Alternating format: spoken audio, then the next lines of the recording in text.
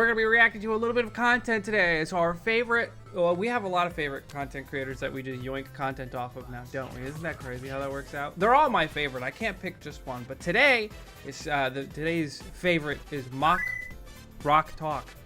I don't think I actually ever realized how smoothly the name goes by. It goes this way.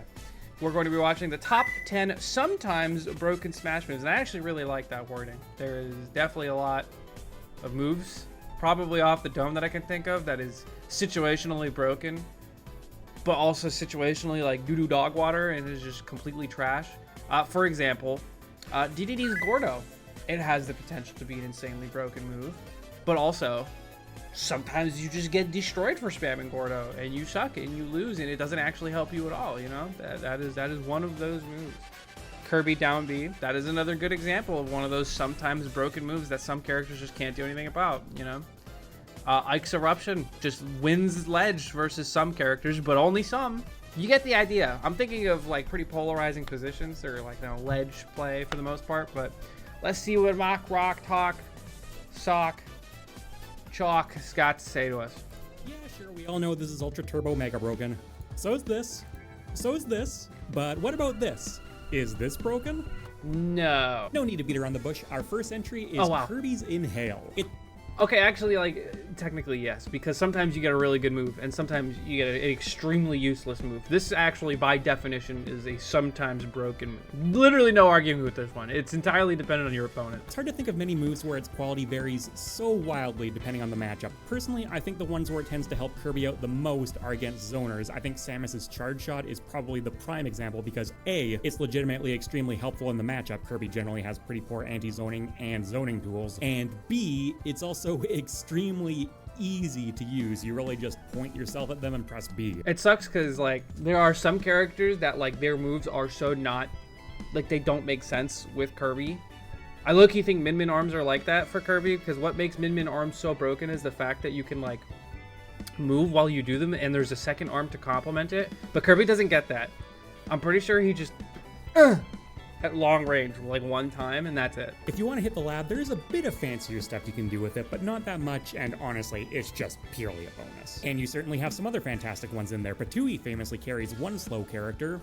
Why not a second? Kirby with Joker's gun is legitimately really annoying. Shulk's Minato arts, that one speaks for itself. Of course, at the other end of the spectrum, you've got your total garbage you would never seriously go for. You know, Kirby landed a Warlock punch in top 8. None of those words are in the Bible, but thankfully that list is not too large. I would say the list of... Inhale is also just a good move.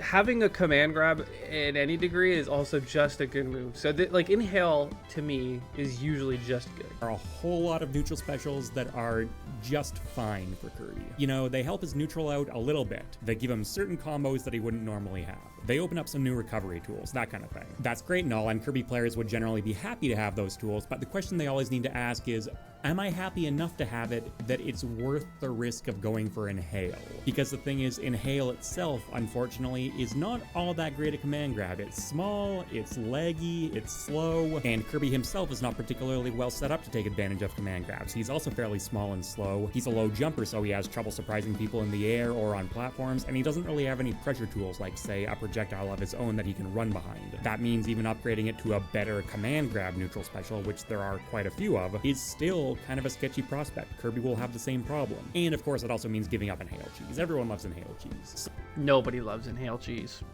So yeah, in the majority of competitive play, Kirby's Inhale and the hats that it grants him are perfectly acceptable to solid tools at most. In the handful of matchups where that doesn't apply though, yeah, it does look pretty broken. Okay. Maybe that one is broken. I don't know what I'm talking about. The Min arm. But there are definitely some trash ones, like I said. I think it's really funny that you can use Inhale, the command grab, to get like Wario's Chomp, a better command grab. It's kind of silly. Also, like DDD is just Inhale but larger and reflects instead of eats, because normally when Kirby eats a projectile, he heals from it and like chews it up a little bit, and there's like lag. But DDD will just spit that back out. It becomes a reflector. Genuinely good, except not really, because you're getting it versus DDD. Heading into anti-projectile territory, we have Villager and Isabelle's Pocket. Well, I mean, Inhale is technically an anti-projectile tool, but no, it's not. So it makes sense. Literally what I was just talking about. Wow. Pocket is good.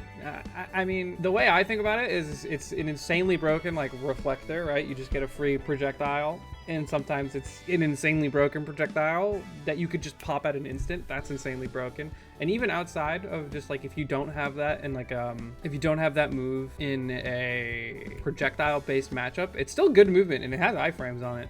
That's why an anti-projectile move would end up on this list, right? The more your opponent relies on projectiles, the better it is. If they don't have any projectiles, it's purely like a B-reverse movement tool with a tiny bit of invincibility tacked on at the start, which, you know, isn't the worst thing in the world, but meh. If they have a projectile they occasionally chuck out for a bit of space control, it's okay. And then if they have big kill projectiles that they lean on a lot, it's actually quite good. Especially because if the projectile is powerful enough, both Villager and Isabelle have guaranteed unblockable shield break setups. Where I think this truly falls into the realm of broken, though, is against item characters. We're talking people like Link, who can pull a bomb, Diddy Kong, Okay, under the context of it being broken or not, yeah, I'll agree. who can pull a banana, Rob, who can pull a gyro, and notably, they can only pull one at a time, and if it's in Villager or Isabelle's pocket, it's still considered pulled. They can't pull out another one, so you completely shut down that entire aspect of their gameplay, which is almost universally an aspect they heavily lean on. Theoretically, you can just deny your opponent a core part of their game plan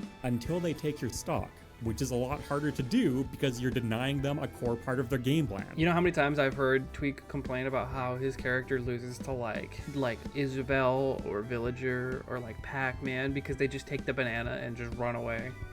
Low-key true as hell. Fun playing neutral without a banana, did he? Have fun purely with a spin attack recovery, Link. What does Wii Fit Trainer even, like, do without header? Game over, man. It's game over. Now, Well, unfortunately for Wii Fit trainers, they do have good moves that they will have to use in neutral. And I'm very sorry to all the Wii Fit players that are probably not watching this because you're not real and you don't exist. But if you do, for some reason, you do have good moves that you can use to play neutral that are not just spamming soccer ball and running the ledge.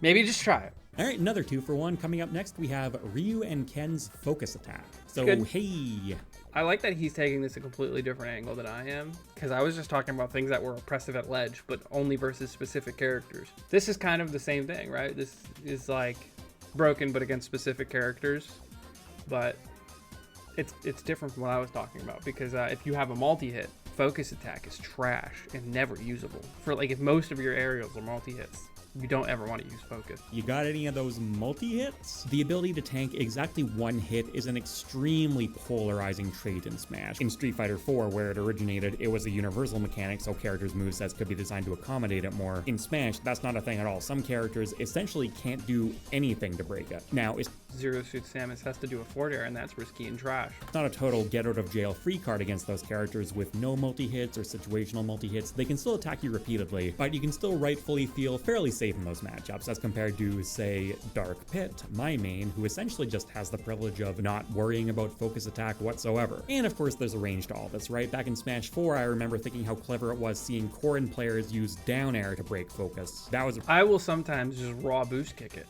because it's a multi-hit. If I know they're going to focus, I will just boost kick juggle them. pretty cool adaptation. But man, they still sure would like to be able to swat them out of the sky with up air. If there's one thing Corrin players love, That was so cringe.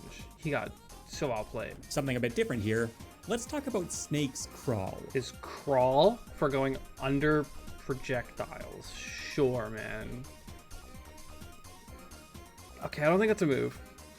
But I think having a crawl as part of your movement and not a move, the fact that it's not taking up a move slot makes this already balanced, like unbalanced, you know? What is he cooking? Let me hear it. I've always known this was a decent option other characters didn't have, but over time, I've become increasingly impressed by it. You know, it's got its obvious uses. It's harder to hit you from the air, it primes down tilt very well, it lets you duck under certain grab hitboxes and things like that. Not super reliably, but it can happen. A step up from that, though, is its projectile protection. It can come in very handy against a Falco player, for example. But, you know, Falco's lasers certainly aren't a bad option, but they're not absolutely insane either, and shielding them generally works just fine. And against a lot of characters who lean on their projectiles way more, they tend to be able to hit Snake. Then you get to some more obscure matchups like Robin, for example. In a situation like this, Robin can actually be a bit stumped. Yeah. Yeah, he's got a point here, like specifically in this matchup. Like Robin likes to do thunders and then rising forward airs to beat you jumping over thunder, and that is Robin's whole 1-2 game plan. And whether you beat a Robin or not is usually entirely dictated on how well you guess or how patient you're willing to be. None of his electrical projectiles can hit Snake. His fire one can at the proper spacing, but that's easily reactable. And he has trouble physically getting over there as well. And as a result, I've noticed that this is a matchup where Snake's crawl really comes into play. I'm not a Robin player, so I can't personally testify to this, but damn. That looks really frustrating. Snake, of course, isn't the only character with a low crouch, he's not the only character with a crawl, he's not the only character with a low crawl, but I think it is especially well set up for him. He's quite a tall character normally, so that's obviously mitigating a weakness, but on top of that, he also has replenishing resources. Kirby, in a similar situation, for example, can also crouch under these projectiles, but he doesn't really gain anything for doing so. With Snake, on the other hand, this gives him time for, say, his grenades to go off, so he gets to replenish the count there, and at the same time, he gets to close in for free, made all the more dangerous because of how long-ranged his down tilt is. And if we want to talk about range, dash attack is definitely in that conversation too. So why is it only sometimes broken? Because crouching is already really good. Like reducing your hurt box to a little pancake is just gotta be good. That's a factor which applies to every matchup to some extent, but yeah, it's the ones like Robin where he really gets to cook. Now, some people might say that Snake's crawl isn't a proper move and doesn't belong on this list, and those people are going to be real upset about the next choice here. Oh, he's done talking about it. He didn't mention a drawback to this move at all. He didn't even, like, he said it was situational based on, like, only projectile matchups, but, like, dude, just making yourself a little pancake is freaking awesome. Literally and futatively. That's a word now. You don't use tilt sticks, so you are unaware. What are you talking about, dude? I know you could do tilts out of a crouch. He didn't even mention tilts out of crawl, so I guess everyone is unaware. I mean, I know, dude. I wasn't born yesterday. Does homing attack count here? Low-key homing attack should be on this list. That's a good answer. Got Bowser's Tough Guy and Kazuya's Tough Body. This is passive armor that both these characters get. Again, how is this sometimes broken? Because your game plan should never really be like based around it. It's just like if your opponent is an idiot and gives you this punish, then yeah, it's broken. You know? Bowser's Tough Guy is stronger than Kazuya's Tough Body, but the principle is the same for both. And what it does is prevent flinching if the hitbox would deal under a certain amount of knockback. Now, for a lot of characters, this is essentially totally irrelevant. The most common use case where it becomes relevant is against characters with rapid jabs, which, yeah, it can be annoying sometimes, but you know what? It's pretty rare to find a character who seriously leans on rapid jab. They can generally do some mix-up stuff anyways. Jabbing is just good. It's hard to work it out of your B&B, we'll say. And in Ultimate, a decent amount of them have the option to choose between a 1-2-3 or a rapid jab. You know who relies on jab a lot? Fox, Falcon, like Zero Suit, but that doesn't fall for this stuff. In which case, we're right back to it not mattering. And almost every other hitbox in the game, including multi-hits, deals enough knockback to where this doesn't really protect you. But not all of them. If you're named Mega Man and your entire game plan is based around pew-pew-pewing, I hate to break it to you, you can be in for a rough stretch here. Those Mega Buster attacks deal enough knockback at point blank to break the armor comfortably, but considering how often Mega Man really wants to lean back and space the further shots, it really fundamentally changes that matchup, because Bowser in particular can just barrel right through. That's probably the most famous, noteworthy example, but to list some other relevant ones, you have Ivysaur's Neutral Air, Luigi's Fireball early on, Ivan and Richter's Holy Water, Harry's Jab, Inkling's Rapid Jab. Inkling does thankfully have the option to choose a 1-2-3, but they'd still really like to be blasting you. And hilariously, Hero's Magic Burst. Again, I haven't heard a reason why this is sometimes not broken. Just because it doesn't work sometimes? I don't know. It's just like a passive ability that is just always good, you know? There's no sacrifice for having Tough Guy. I've never seen Tough Guy not help somebody. Okay, heading back into proper move territory and back into anti-projectile territory. Next up, we have Roselina and Luma's Gravitational Pull. I don't even know if this one's good versus projectiles. Like, I don't think there's like a single matchup that's really dictated. No, I guess like, I'm trying to think of like a single matchup that would be dictated by Gravitational Pull. And like, maybe Diddy Kong? I guess Diddy Kong, yeah. Oh, Ness? I mean, not really. Like, I feel like that doesn't really happen anymore. That happened in Smash 4 a lot, but I guess. Yeah, she can do this to minecart, but he's just gonna hit her anyway for doing it. Of ways. First off, it's obviously just very good general projectile protection, which is extra beneficial in Roselina's case because she also gets to guard Luma against chip damage. And True. it's also especially dangerous against item characters. She doesn't get to completely shut down their game plan, but it still puts the item in her hand. But if we're being honest, I'm just here to talk about Ness. Back in the Smash 4 days, particularly early on, Ness Roselina was actually a pretty relevant matchup, and it was notoriously not great for Ness. Sure, PK Thunder is technically vulnerable to any kind of anti-projectile move, but gravitational pull is fucking huge. So all Roselina It's very large. needed to do was knock Ness off stage, put him in a position where he had to recover with up B, and then just get in his general vicinity, and he was dead. Now, I will say, I heard this described as unwinnable for Ness a lot. That was never really true, and over time Ness players did get better at avoiding that situation as much as possible, but you flat out just couldn't always avoid it, and whenever you couldn't, that should be lights out. Things changed with Smash Ultimate though, because directional air dodges came back to the game, something Smash 4 didn't have, and this turned out to be a fantastic trait for Ness specifically, especially because he has one of the best ones. And as a cherry on top, PK Flash also doesn't put him into freefall anymore, so he even gets to protect his recovery upwards more effectively. As a result, using gravitational pull against PK Thunder doesn't really matter anymore. Is what I thought I was gonna say, but when I started researching this video, I found footage of it within like 2 minutes of looking. Yeah, no, as it turns out, the good old days never really left. This trick is a bit... The good old days never really left. Ness players are still getting destroyed.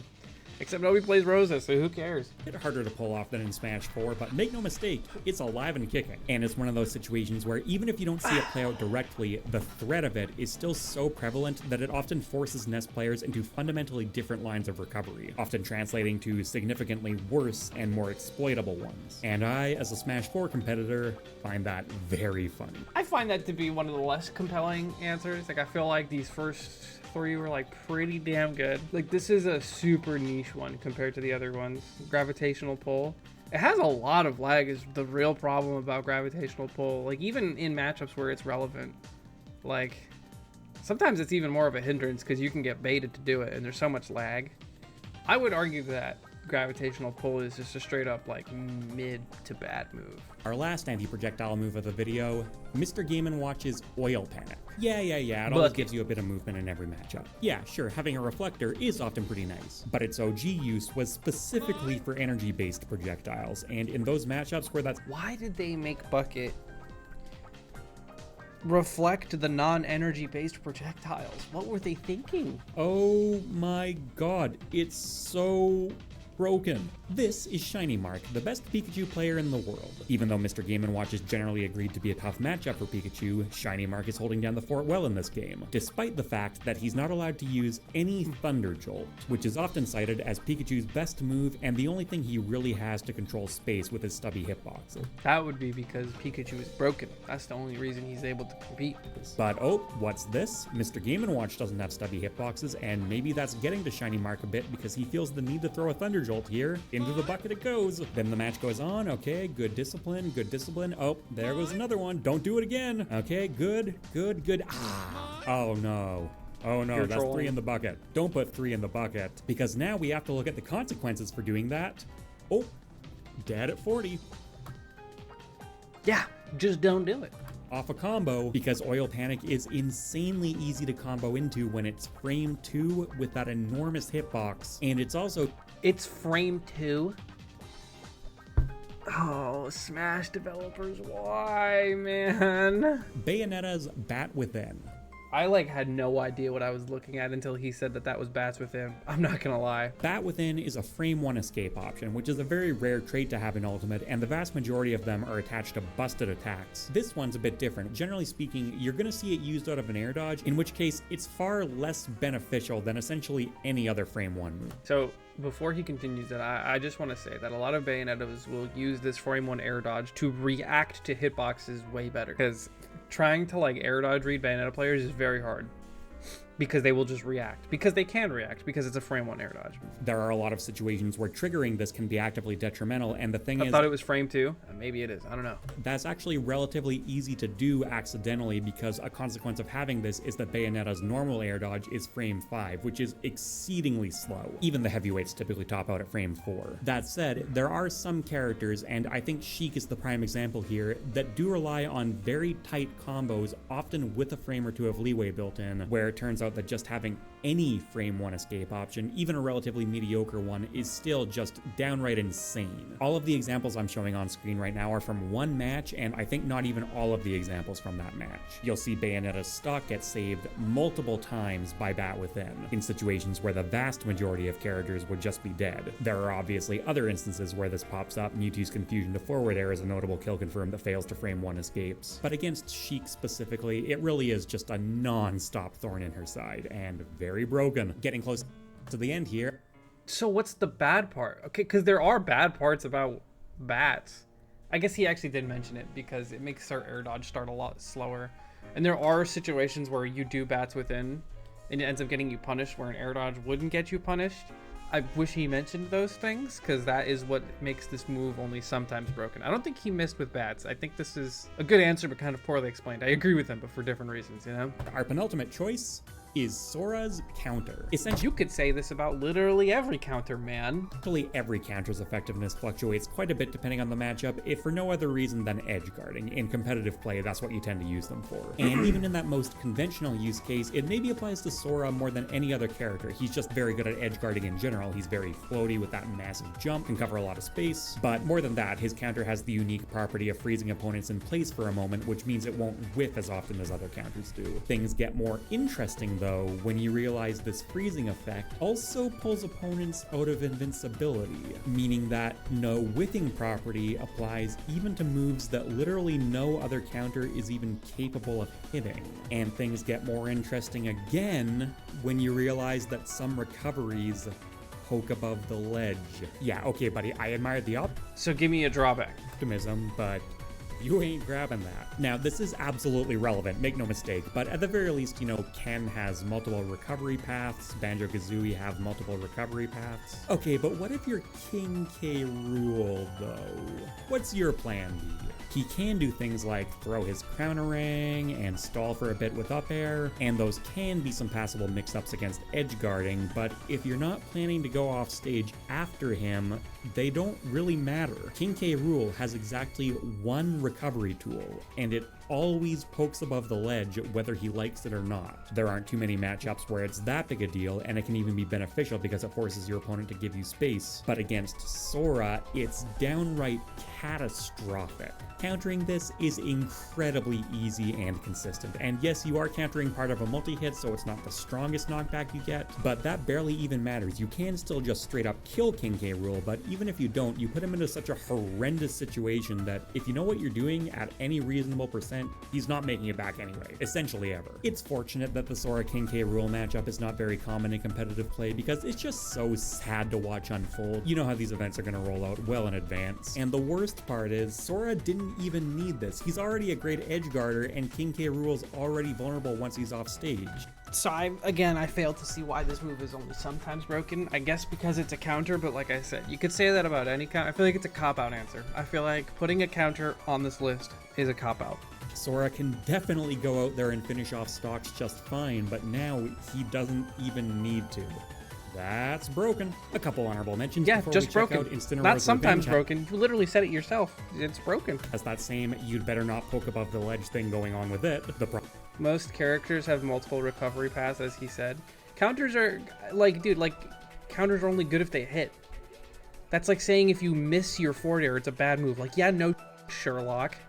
Missing your counter makes it a bad move. Missing any of your moves makes it a bad move. You know what I mean? Like, problem with putting it on the list is that it's insanely broken all the time. Similar logic applies to Bowser's Flying Slam. It's an incredible kamikaze tool against characters who can't make it back after he drags them to the bottom blast zone, but even just as a more general purpose command grab, it's way too good. Falco's Reflector is probably just the best pure traditional anti-projectile move. Frame 1 reflection with that kind of range, are you kidding? There are a handful of characters where Mario's Flood can make their lives a living hell, and if you want to take the title's prompt an entirely different direction, Lucario's not broken. Oh, now he is. The ice climbers aren't broken. Oh, wait, now they are. Mr. Game & Watch's judge isn't broken. Oh, yeah, okay, I think you get the idea. And finally, we have a move that I've hated from the bottom of my soul since the first day of the game. Holy water. Ness's down smash. I don't understand why that one's only sometimes broken though. Because the only time you use Ness's down smash is for covering the ledge. And the only times it's not broken is when characters can go around it. Which he has a really good tool to avoid characters going around it. I guess I agree, but his first three were really good. Guess what the cheapest move in the entire game is against characters without hitboxes on their recovery? Now, to be fair, to get optimal results, it does take at least some modicum of timing on the Ness player's part. You can't literally just hold it out for free, but come on, man, compared to like any other move in the game, it's so little timing. The risk-reward ratio here is just so over the top. I can't believe Sakurai took the "this is a toddler character" allegations over the years and decided to turn that into a challenge. I don't care if this is Why does it do that, dude? how gravity physics work, Sakurai. I don't like it. Oh, and a lot of this rant technically does apply to up smash too, but that one at least, you know, feels like it has a proper role to play on his kit as well. I should use his up smash more. Whereas down smash was put on this earth solely to make a subset of the player base really hate Ness, which, come to think of it, actually includes Roselina players now. There's a conspiracy theory to go out on because, you know what?